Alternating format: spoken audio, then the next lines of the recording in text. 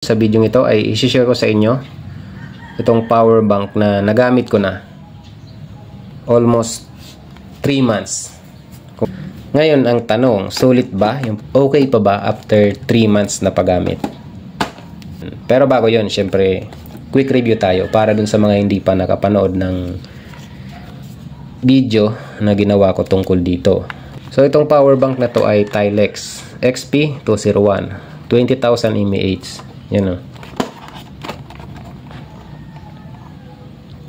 Yan yung product specification niya or parameters.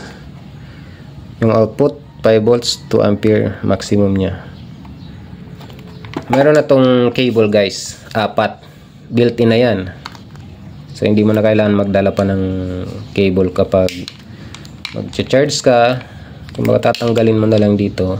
Ito yung Type-C pang iPhone, micro USB. Ito hindi ko alam kung para saan.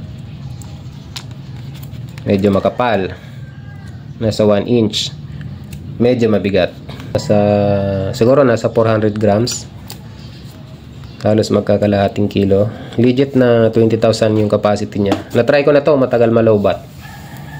Pwede kang mag-charge dito ng 3 beses sa cellphone na 5,000 mAh. 2 beses from 0 to 100% yung cellphone mo, kayang-kaya niya. Yung pangatlo, up to 83% sa cellphone ko.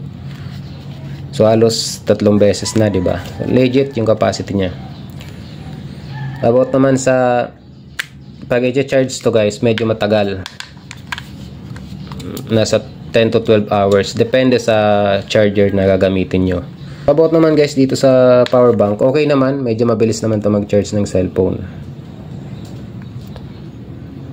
So after 3 months na paggamit, masasabi ko na sulit yung price niya. 400 plus mahigit lang tong power bank na to, di ba? 20,000 mAh na. Para sa akin, sulit na yung pera nyo dito. Ang maganda dito na talaga namang nagustuhan ko, may built-in cable. Di ba? Saan ka pa? Hindi mo na kailangan magdala pa ng mga cable kapag halimbawa nag-outing kayo. Bitbitin mo lang to. Okay na, okay na. Yun lang yung video natin guys. Na-share ko lang sa inyo. Pagpasensyahan nyo na kasi yung quality ng video natin, yan lang muna.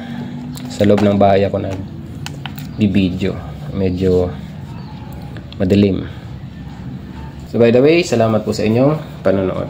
Thanks for watching.